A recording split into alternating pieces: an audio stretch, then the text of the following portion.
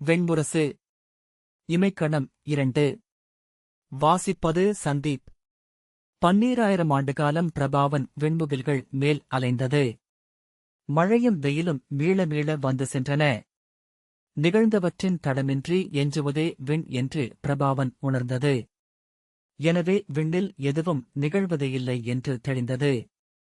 ஒன்றுபோல் மறுநாள் அமையும் அப்பெருவிரிவின் அலையற்ற காலத்தை அதன் சித்தம் உணர்ந்தது.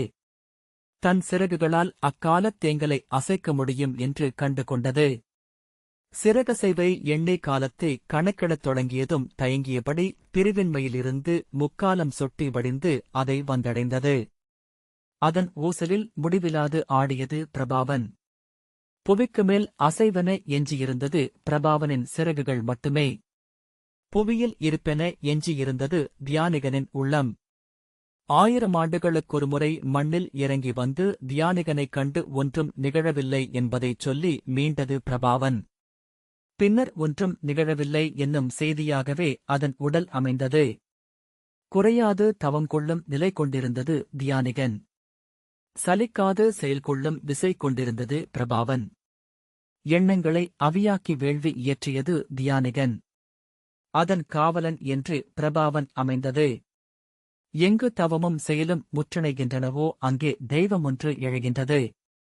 புவியில் அன்று எஞ்சியது அவர்களின் கூட்டில் முகிழ்த்த தெய்வம் மட்டுமே. அவனை என்னும் அத்தெய்வம் ஒவ்வொரு கணமும் நாளும் ஆண்டுமென வேள்விக் கொடை பெற்று வளர்ந்தது. பேரொரு கொண்டு எழுந்து விண்ணுலகை அடைந்தது. அங்கே இந்திரனின் நகரில் அழகிய இளநங்கை எனச் சென்று நின்றது. தழல் போல் சுடர்விட்ட ஆடையணியற்ற உடலுடன், இடக்கையில் செந்தாமரையுடன், வலக்கையில் ஏந்திய வெண்சங்கை ஊதியபடி அமராவதியின் தெருக்களினூடாகச் சென்று அவன் அவையை அடைந்தது. ஓமென்ற ஒலியுடன் அவை புகுந்த அப்புதிய தெய்வத்தைக் கண்ட இந்திரன் திகைப்புடன் எழுந்து, அழகியே, நீ யார் என்று கேட்டான். அவனை என்ற பெயர் கொண்ட நான் மண்ணில் தியானிகன் என்னும் சிறு புழுவின் நாவில் எஞ்சிய இறுதிச் சொல் ஒன்றில் சிறு ஒலித்தாதுவென இருந்தவள். ஊழ்கம், கலை, எண்ணம், எழுத்து என 4 கைகள் கொண்டு அமைந்த சொல்தெய்வதத்தின் மகள். விண்ணில் பறந்தலையும் பிரபாவன் என்னும் பறவையின் சிறகின் ஒரு பிசிறு என பருவடைவு கொண்டேன். தியானிகனின் சித்தவேள்வியின் அவிபெற்று வளர்ந்தெழுந்தேன். பிரபாவனின் விழிப்பால் பேணப்பட்டேன். மண்ணின் பொருட்டு முடிவிலா விண்ணைக் கூவி அழைப்பது என் பணி என்றாள் அவனை. எதற்காகக் கூவி அழைக்கிறாய்? எதன் பொருட்டு நீ இங்கு வந்தாய் என்று இந்திரன் கேட்டான். அரசே, மண்ணில் வாழ்க்கை நின்றுவிட்டது. செயல்கள் அருந்தன. செயல்திரண்டு கூர்கொள்வதே வேள்வி என்பதனால் அவிகொண்டு வாழும் தெய்வங்கள் மழையின்றி கருகியெழியும் புல் என வேரின் காத்திருப்பு மட்டுமாக எஞ்சிவிட்டன. மண்ணில் கைவிடப்பட்டுள்ள இறுதிச் சித்தம் ஒன்றின் அழைப்பு நான். மண் அழிந்தால் அங்கு முளைத்த தெய்வங்களும் அழியும் என்று கொள்க. ஒரு தெய்வத்தின் அழிவென்பது தெய்வங்களாலான மாபெரும் நெசவாகிய விண்ணின் அழிவின் தொடக்கமே என்றுணர்க. தீர்வுதர வல்லோர் அதை கேட்குமாறாகுக்கு என்றாள் அவனை. இந்திரன் நாரதரிடம், விண்ணுலாவியான மாமுனிவரே, அனைத்துலகுகளையும் அறிந்தவர் நீங்கள். அங்கு என்ன நிகழ்கிறதென்று அறிந்து வருக என்றான். அவ்வண்ணமே என வணங்கி எழுந்த நாரதரை தன் கையில் ஒரு கணையாழை என அணிந்து கொண்டு அவனை விண்ணகரில் இருந்து இறங்கினாள். பொன்னொளி கொண்ட முகில் என அவள் விண்ணில் பறந்து கொண்டிருந்த பிரபாவன் முன் தோன்றினாள். அவளிலிருந்து ஓர் ஒளித்துளி என எழுந்த நாரதர், பறவையே, நீ விழைவதென்ன என்றார். நான் கிளையின் இலை, முனிவரே. என் பொருட்டு தவமியற்றும் வேறே சந்தியுங்கள் என பிரபாவன் அவரை மண்ணுக்கு அழைத்து வந்தது. தன்முன் காலை வெயிலில் ஒளிகொண்ட பனித்திரள் ஒன்று வந்தமைவதைக் கண்டு தியானிகன் எழுந்தது. அருகே வந்த அப்பொன்னிறச் சுருளில் இருந்து எழுந்த நாரதர், உங்கள் தவம் நிறைவுறுக. உங்கள் தெய்வம் என்னை விண்ணிலிருந்து அழைத்து வந்தது. உங்கள் வேள்விக்காவலரால் இங்கு கொண்டு வரப்பட்டேன் என்றார். கைகூப்பி உடல் பணிந்து அவனையே வணங்கிய தியானிகன், உன் அழியால் காக்கப்பட்டேன், என் தெய்வமே. என்னில் எழுந்தவள் என்றாலும் இப்புவியைக் காப்பவளாக நீ அமைக. நானும் என் கொடிவழியினரும் அளிக்கும் அவிபெற்று நீ முடிவிலாது வளர்க. ஆம், அவ்வாறே ஆகுக என்றது. பின்னர் நாரதரிடம், இசை முனிவரே, இங்கு புவியிலிறங்குகையிலேயே வேறுபாட்டை உணர்ந்திருப்பீர்கள் என்று சொன்னது. ஆம், இங்கு அனைத்து ஒலிகளும் முற்றிலும் ஒத்திசைந்துள்ளன. எனவே எங்கும் இசை எழவே இல்லை என்றார் நாரதர். இசை என்பது அமைதியின் ஒலி வடிவம். அமைதி தன்னை வெளிப்படுத்த முடிவில்லாத ஒலி வேறுபாடுகளை ஆள்வதன் விளைவு அது. ஒலிகள் வேறுபாடழிந்து ஒன்றுடன் ஒன்று இணைந்து அமையும் வெறுமையில் அமைதி தன்னை இன்மை என வெளிப்படுத்திக் கொள்கிறது. ஆம், ஏனென்றால் இங்கு உயிர் இல்லை என்றாகிவிட்டது என்றது தியானிகன். ஏன் என்றார் நாரதர். ஏனெனில் இறப்பு இங்கு நிகழா தொழிந்துள்ளது என்றது தியானிகன். அறமும் காலமும் அழிந்துவிட்டன. அனைத்தும் மண்ணுடன் படிந்து இன்மை சூடியிருக்கின்றன. நாரதர், எவ்வண்ணம் இது நிகழ்ந்தது என்றார். அறியோம். தன் இருண்ட ஆழங்களில் தென்திசை தெய்வமான யமன் தொழிலையற்றாது அமைந்துவிட்டார் என்று எண்ணுகிறேன். அவருக்கு என்ன ஆயிற்று என்று சென்று உசாவியறிய திசையுலாவியான உங்களால் மட்டுமே இயலும் என்றது தியானிகன். அங்கு சென்று கருங்கால வடிவரை காணுங்கள் மெய்யறிவரே. அவரை உங்கள் சொற்களால் மீட்டெடுங்கள். மண்ணுலகில் கோடிமுகம் கொண்டு பெருகிப் பறந்திருக்கும் உயிர்குலத்தின் மன்றாட்டை முன்வையுங்கள். விழிநீருடன் கை நீட்டி அவரிடம் இறைஞ்சுகிறோம். தேவா, கருணை கொண்டு இறப்பை எங்களுக்கு மீண்டும் அழியுங்கள். எந்த அமுது இங்கே உயிர் பெருகச் செய்ததோ அதை மீண்டும் கனிந்தருள வேண்டும். எதன்மேல் இங்கு அத்தனை நெறிகளும் அமைந்ததோ அதை எங்களுக்கு மறுக்கலாகாது. நாரதரே, எங்கள் கண்ணீரை சென்றுரையுங்கள். எங்கள் அடைக்கலம் கோரலை தெரிவியுங்கள். எங்கள் முதல் மூதாதை தெய்வமென்று அமர்ந்தவரிடன்றி நாங்கள் எவரிடம் செல்வோம்? காலம் சமைத்து அதன் கணுக்களென சித்தம் ஒருக்கி இப்புவிக்கு பொருள் அளித்த சாவு எனும் பேரருளை எங்களுக்கு மறுத்தால் இங்கு இதுவரை இயற்றப்பட்ட அனைத்தும் அறுபட்டு அழியும். முழுமையடையாத எதுவும் முற்றிலும் பொருளற்றதே என்பது அவர் அறியாதது அல்ல. எதன் பொருட்டு பிரம்மனால் இப்புவி படைக்கப்பட்டதோ அந்நோக்கத்தை முறிக்க வேண்டாம் என்று சொல்லுங்கள். எந்த ஆணையின்படி செயல்கள் வேள்விகளாகி தேவர்கள் எழுந்தனரோ அந்த ஆணையை மறுக்க வேண்டாமென மன்றாடுங்கள். எங்கள் நாவென அங்கு சென்று நில்லுங்கள். உயிர்குலங்களின் பொருட்டு உங்களிடம் அடிபணிந்து மன்றாடுகிறேன் என்றது தியானிகன். ஆம், அது என் கடமையே என்றார் நாரதர். ஆனால் நான் செல்லும் வழி பாதுகாக்கப்பட வேண்டும். இவள் என்னை கொண்டு செல்லும் ஊர்தியாக வேண்டும். அறிக, இந்திரன் உலகுக்குச் செல்வதிலும் 12000 மடங்கு ஆற்றல் தேவை இருளுலகுக்கு அமிழ. 7 உலகங்களிலும் நிலை பிறழாது செல்வதற்கு அசைவில்லா துலாமுள் அமைய வேண்டும். இரு தட்டுகளும் பேரிடை கொண்டாலொழிய அது நிகழ்வதில்லை என்று நாரதர் சொன்னார். தியானிகன், நான் என்ன செய்ய வேண்டும் முனிவரே என்றது. இப்புவியிலிருந்து சித்தவேள்வியின் அவி இவளுக்கு வந்து கொண்டே இருக்க வேண்டும் என்றார் நாரதர். புவியில் இப்போது அனைவரும் இன்மையென அமைந்துள்ளனர் முனிவரே என்றது தியானிகன். நாரதர், உம்முள் எழுந்துள்ள விளைவை அவர்களுக்கு பகிர்ந்தளியும். அவர்கள் தன்னுணர்வு கொண்டு சித்தம் அசையப் பெறுவார்கள். அனைவரும் சேர்ந்தளிக்கும் சொற்களின் அவி இவளுக்கு உணவாகுக என்றார். உம் குலத்தை எழுப்புக. அவர்கள் சுண்டும் விரல்களென்றாகி பிற உயிர்குலங்களை தொட்டெழுப்புக. அவ்வாறே என்றது தியானிகன். அறிக, நோயின் தெய்வமாகிய வியாதி தேவியும் மூப்பின் தெய்வமாகிய ஜரை தேவியும் ஒவ்வொரு உயிருக்கும் அருகே காத்திருக்கிறார்கள். சித்தமயக்கின் தெய்வமாகிய உன்மாதையும் வலியின் தெய்வமாகிய பீடையும் வியாதி எண்ணையின் மகள்கள். மறதியின் தெய்வமாகிய விஸ்மிருதியும் அச்சத்தின் தெய்வமாகிய பீதியும் அழுகையின் தெய்வமாகிய ரோதனையும் ஜர எண்ணையின் குழவிகள். உயிர்குலங்களில் துன்பத்தை நிறைப்பவர்கள் அவர்கள். இறப்பின் தெய்வமாகிய மிருத்யு அவர்கள் 7 வரை புறவிகளென பூட்டிய கரிய தேரிலேறி செந்நிறக் குழல் பறக்க கரிய முகத்தில் கண்கள் கனல உயிர்களை அணுகுகிறாள். அறிக, தன்னுணர்வினூடாகவே அவர்கள் உடல் புகுந்து உள்ளத்தை கைப்பற்ற முடியும். நீரும் குடியினருக்கும் உயிர்களுக்கும் இருப்புணர்வை அளித்ததுமே ஏழெண்ணையரும் பேரரு கொண்டு கோடி கண்களும் கோடானு கோடி உகிர்விரற்கைகளும் நாக்கொடுக்குகளும் நச்சுப்பற்களும் பூண்டு நகைத்தபடியும் உருமியபடியும் கனைத்தபடியும் பெருகிச் சூழ்ந்து நிறைவார்கள். ஒவ்வொரு கணமும் பெருந்துன்பமே உயிர்குலத்தை ஆளும். அதை ஏற்று உளம் தளராது நின்று சொல்லளித்து இவளை விசை கொள்ளச் செய்ய வேண்டும் நீங்கள். தியானிகன், ஆம், அதை செய்கிறோம். எங்களுக்கு வேறு வழியில்லை என்றது. அவ்வாறே ஆகுக என நாரதர் சொல்லடித்தார். பின்னர் அவனையிடம், என்னை 7ஆம் உலகுக்கு அழைத்துச் செல், தேவி. குன்றாது அவி வருமென்றால் உன்னால் எங்கும் செல்ல முடியும். உன் பயணம் வெல்லும் பொருட்டு இவர்கள் இங்கு இயற்றும் தவம் வெல்க என்றார். 12000 ஆண்டுகாலம் நாரதர் அவனையின் மேலேறி ஆழுலகங்களுக்குள் சென்று கொண்டிருந்தார். மண்ணுலகில் அனைத்து புழுக்களும் தன்னுணர்வு கொண்டன. அக்கணமே அவற்றை வியாதியும் ஜரையும் தங்கள் மகள்களுடன் வந்து பற்றிக் கொண்டனர். வலி கொண்டு துடிப்பதற்கு என்றே அமைந்த ஒரு கொண்டு புழுக்கள் பெருகிப் பரவி மண்ணை நிறைத்தன.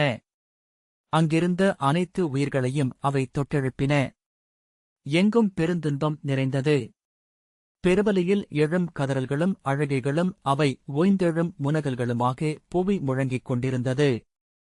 விண்ணிலிருந்து நோக்கிய தெய்வங்கள் அதை ஒரு தேன்கூடென உணர்ந்தன. அதலம், விதலம், சுதலம், தலாதலம், ரசாதலம், மகாதலம், பாதாளம் என்னும் அடுக்குகளைக் கடந்து பாதாளத்தின் மையச்சுழி என்றமைந்த யமபுரியைச் சென்றடைந்தார் நாரதர். ஒவ்வொரு தளத்திலும் எதிர்கொண்ட பெருந்தடைகளை மண்ணிலிருந்து வந்த அவியின் ஆற்றலால் அவனை வென்றாள்.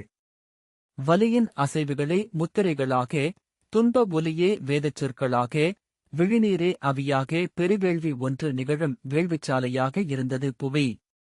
தொலைவில் யமபுரியைக் கண்டதும் நாரதர் பெருமூச்சு விட்டு, வந்தடைந்து விட்டோம். இத்தனை பெருந்துயருடன் உயிர்குலம் எதையும் கோரியதில்லை என்றார். 1000 யோசனை அகலம் கொண்ட ஆழிவடிவப் பெருநகர் அது. 4 திசைகளுக்கும் பெருவாயில்கள் அமைந்திருந்தன. மீளா பயணத்தால் வந்தணையும் உயிர்கள் தெற்கு வாயிலின் வழியாக கரிய பெருநதி போல உள்நுழைந்தன. அங்கே சித்திரபுத்திரனின் காகக் கொடி பறக்கும் மாளிகை அமைந்திருந்தது. அங்குள்ள 100,000 கோடி யமர்கள் இறப்பின் கணக்கு நோக்கி அவர்களை தனித்தனியாக பிரித்து உள்ளே அனுப்பினர். ஒவ்வொருவரும் அங்கேதான் அவர்கள் செய்தவை என்னென்ன என்று ஒட்டுமொத்தமாகக் கண்டனர். இல்லை, அது நானல்ல என்ற அலறல் ஒவ்வொரு நாளும் அங்கே எழுந்து கொண்டிருந்தது. இழுத்துக் கொண்டு செல்லப்படுகையில் ஒவ்வொரு காலடியாக தளர்ந்து பின் நிலம் தொட விழுந்து, ஆம், அது நானே என்று விம்மினர். அந்நகருக்குள் நுழைந்தவர்கள் ஒருமாறி அங்குள்ள பொருட்களென்றாயினர். பொறுப்பிலாதலைந்தவர்கள் கோட்டைச் சுவரில் கற்களாயினர். ஒழுங்கிலாதிருந்தவர்கள் இல்லங்களின் செங்கற்களாக அழுக்கப்பட்டனர். அழிக்காதவர்கள் தூண்களென்றாயினர். உதவாதவர்கள் படிகளாயினர். ஆட்சி செய்தவர்கள் அடித்தளக் கற்களாயினர். தன்னை எண்ணி தருக்கியவர்கள் மணற்பருக்களாயினர். தனித்தலைந்தவர்கள் குவைகளென்றமைந்திருந்தனர். ஒவ்வொருவரும் அவ்வாறு அமைவதற்கு முன் எத்தனை காலம் என்று இறுதியாக வினவினர். முடிவிலிவரை என்ற சொல் அவர்கள் உளம்போழ்து செல்லும் இரக்கமற்ற வாளென்று எழுந்தது. யமபுரியின் கிழக்கு வாயில் 3 தெய்வங்களுக்கு மட்டுமென ஒதுக்கப்பட்டிருந்தது. அங்கே யானைத்தலை கொண்ட 8000 காவலர் நின்றிருந்தனர். திசைக்காவலர் உள்ளிட்ட தேவர்களுக்கு வடக்கு. அங்கே 12,000 காவலர் பன்றித் தலையுடன் நின்றிருந்தனர். இரவாமை எனும் அருள் பெற்ற மாமுனிவர்களுக்கு மேற்கு. அங்கே எருமைத் தலையர் 24,000 பேர் காத்து நின்றனர். அம்மூன்று வாயில்களும் பெரும்பாலும் திறக்கப்படுவதே இல்லை. ஏனென்றால் ஆழுலகைக் கடந்து அங்கு வரும் எவரும் ஒவ்வொரு அடிவைப்பிலும் தங்கள் தவத்தை இழந்து கொண்டிருக்க வேண்டும் என்பதே நெறி. நகரைச் சூழ்ந்திருந்த பெருங்கோட்டை வெப்பமும் தன்மையும் ஒருங்கே கொண்டதெனத் தோன்றி தொட்டவரை எரிக்கும் இரும்பாலானது. இருளும் ஒளியும் ஒருங்கே அமைந்தது போல் கரிய மின் கொண்டிருந்தது. அதற்குள் செம்பாலான உட்கோட்டையும் நடுவே வெள்ளியாலான அரண்மனைக் கோட்டையும் அமைந்திருந்தன. சகசபத்மம் என்னும் பொன்மாளிகை ஒரு மையத் தாமரை என தன்னுள் இருந்து எடுத்த ஒளியால் நடுவே புலிருந்திருந்தது.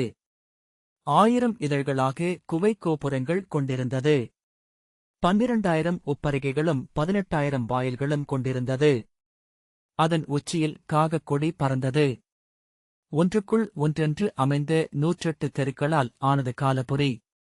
முதல் தெருவில் 12,000 இல்லங்களில் காய்ச்சலின் தெய்வமான ஜ்வரை, வலிப்பின் தெய்வமான அபஸ்மாரை, பொன்னின் தெய்வமான க்ஷதை முதலான தெய்வங்கள் தங்கள் பல்லாயிரக்கணக்கான படைக்கணங்களுடன் வாழ்ந்தன. அதற்கடுத்த தெருவில் சினத்தின் தெய்வமான குரோதை, வஞ்சத்தின் தெய்வமான பிரதிகாரை, வெறுப்பின் தெய்வமான விரோதித்தை முதலிய 11,000 தெய்வங்கள் தங்கள் எண்ணற்ற ஏவலர்களுடன் வாழ்ந்தன. தொடர்ந்தமைந்த தெருவில் ஸ்கலிதை, விப்ரமை, தோஷை முதலிய பிழைகளின் தெய்வங்கள் 10,000 இல்லங்களில் குடியிருந்தன. யமன் தன் மாளிகையின் மையத்தில் அமைந்த பேரவையில் தன் பட்டத்தரசி தூமூர்ணையுடனும் அப்ராப்தி, சியாமளை, இரி என்னும் இணையரசியருடனும் அரியணை அமர்ந்து ஆட்சி செய்தான். அவன் அவையில் அறமறிந்த முனிவர்கள் 16,000 பேர் காகபசுண்டரின் தலைமையில் அமர்ந்து நாளும் நெறிதேர்ந்தனர். மண்ணில் அறம்பிழைக்கும் ஒவ்வொரு முறையும் அதை ஒரு பறவை குரல் அங்கே கூவியறிவித்தது. பேரழிவு நிகழ்கையில் விண்ணில் ஒரு குருதியொளி கொண்ட மீன் எழுந்தது. அவை முதல்வனும் படை முதல்வனும் இறக்கும்போது சங்கொலி எழுந்தது. அந்நகரின் ஒவ்வொரு மணற்பருவிலிருந்தும் எண்ணத்தால் தன் வடிவையான ஓர் உருவை உருவாக்கி மண்ணுக்கு அனுப்பி அறத்தை ஆண்டான் யமன். யமபுரியின் மேற்கு வாயிலை அடைந்த நாரதர் அங்கிருந்த இருமைத்தலை காவலர்களால் தடுக்கப்பட்டார்.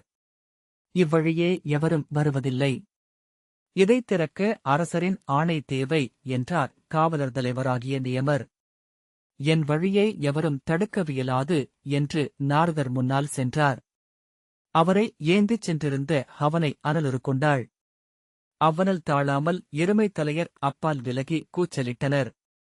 அவனை யமபுரியின் மேற்குக் கோட்டையின் வாயிலை உருக்கி அழித்தாள். அதனூடாக நாரதர் உள்ளே நுழைந்தார். அவர் அணுகுவதை ஏவலர் வந்து சொல்ல காகபசுண்டரின் ஆணைப்படி அவரை அரசவைக்கு கொண்டு சென்றனர். வழியெங்கும் அப்பெருநகரம் செயலின்மையில் சோர்ந்து நிழலசைவு என இயங்கிக் கொண்டிருப்பதை நாரதர் கண்டார். எவரும் எவரிடமும் பேசவில்லை.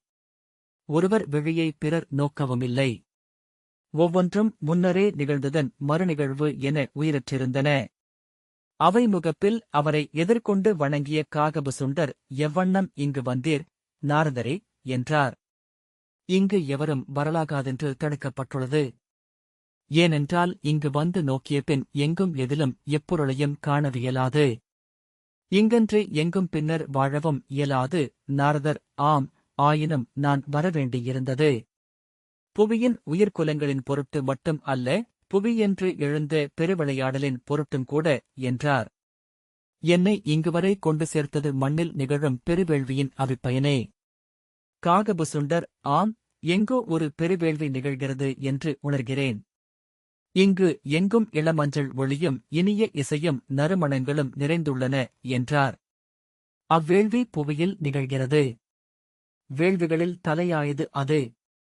யாதனா யக்ஞம் என அதை சொல்கின்றனர் முனிவர். ஒவ்வொரு உடலணுவிலும் பெருவலியை நிறைத்துக் கொண்டு ஒவ்வொரு காலத்தொழியையும் துயரென்றே உணர்ந்தபடி கண்ணீரும் அலறலுமாகச் செய்யும் வேள்வி அது. நோயுற்ற உடல்கள் அதை இயற்றுகின்றன.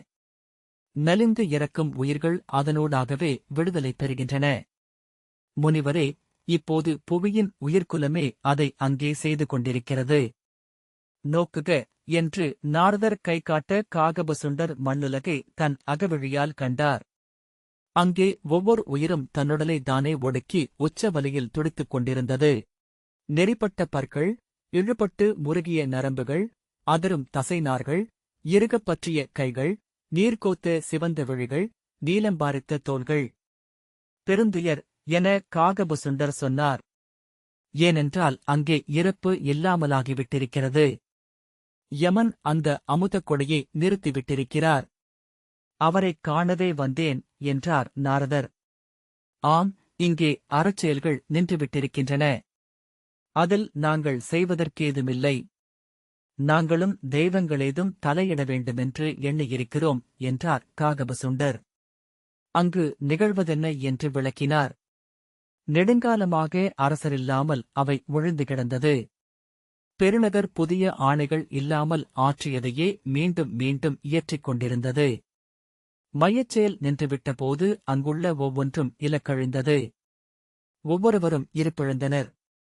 தென்திசையில் முஞ்சவான் என்னும் மலையின் உச்சியில் சென்றமர்ந்து மூவழியனை தவம் செய்து கொண்டிருக்கிறார் அரசர். அங்கே எவர் செல்வதையும் அவர் விரும்பவில்லை. தன்னந்தனிமையில் தன் கைகளால் உருவாக்கிய சிவக்குறியை ஒழியா உளச்சொல்லால் வழிபட்டபடி அமர்ந்திருக்கிறார். அவரை அரசியர் கண்டே நெடுங்காலம் ஆகின்றது.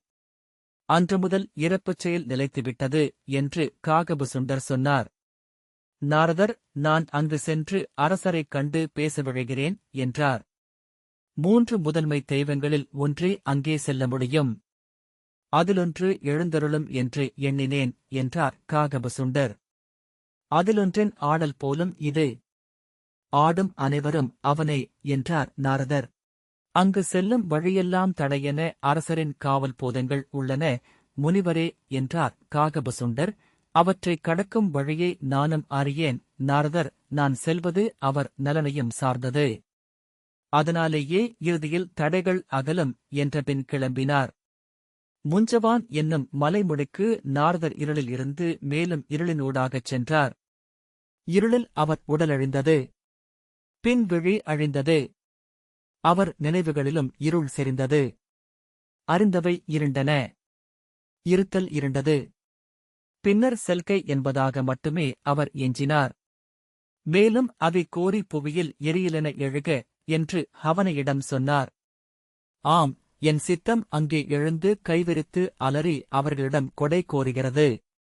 இன்னும் துயர் கொள்க, இன்னும் விழிநீர் விடுக, உங்கள் உடலுருகி நெய்யாகுக, உங்கள் உளமுருகி சொல்லாகுக என்று ஆணையிடுகிறேன் என்றாள் ஹவனை. 12 ஆண்டுகள் இருளில் சென்று நாரதர் இருண்ட நீரில் கரிய நீர்க்குமிழியென தன்னொளி கொண்டு வானில் நின்றிருந்த முஞ்சவானை சென்றடைந்தார். அங்கே யமனால் காவல் நிறுத்தப்பட்டிருந்த பேய்களும் பூதங்களும் காகங்களும் எருமைகளும் கழுதைகளும் பன்றிகளுமாக கரிய ஒரு பெருக்கி அலறியபடி அவரை சூழ்ந்து கொண்டன. நான் என நுண்சொல் உரைத்து தன்னை ஊழ்க்கத்தில் நிறுத்தி அவற்றை வென்றார். பின்னர் எழுந்தவை அவருடைய உருவம் கொண்டிருந்தன. தேவர்கள் தேவர்கள் என்று சொல்லி அவற்றை வென்றார். பின்னர் எழுந்தவை அவர் அறிந்த தேவர்களின் உருக்கொண்டிருந்தன. தெய்வம் தெய்வம் என்று அவற்றை வென்றார். 3 தெய்வங்களின் வடிவிலெழுந்து விழுங்க வந்த இருள்முகில் காலர்களை பிரம்மம் பிரம்மம் என்று சொல்லி கடந்தார். அதன்பின் பெருங்கால வடிவு கொண்டு வந்தன பூதங்கள். தேவி, உன் ஆற்றல் மிகுக என்றார் நாரதர். முனிவரே, இப்போது புவியிலுள்ளவர்களை 7 கொடுந்தெய்வங்களின் வடிவு கொண்டு வதைத்துக் கொண்டிருப்பவள் நான். இரக்கமில்லாமல் அவர்கள் மேல் நின்று நடமிடுகிறேன் என்றாள் ஹவனை. காலவடிவ பூதங்களை அகாலம் அகாலம் என்று தவம் செய்து வென்றார் நாரதர். எதிரே இருளென குவிந்து இரும்புக் கோட்டையென உறுத்து நின்ற தடையை நோக்கி, காலதேவா, அகாலதேவா, அரணுருவே, மரலியே, அடைக்கலமாகுக்கு நீ என்று கூவியபடி நேர் நோக்கிப் பாய்ந்தார். ஹவனை அவரிலிருந்து ஒரு மெல்லிறகென உதிர்ந்தாள். அவர் சென்று சென்று காலதேவனின் முன் சிறு கருங்குருவி என சிறகு மடித்து இறங்கினார். இந்த வாசிப்பை கேட்டதற்கு நன்றி.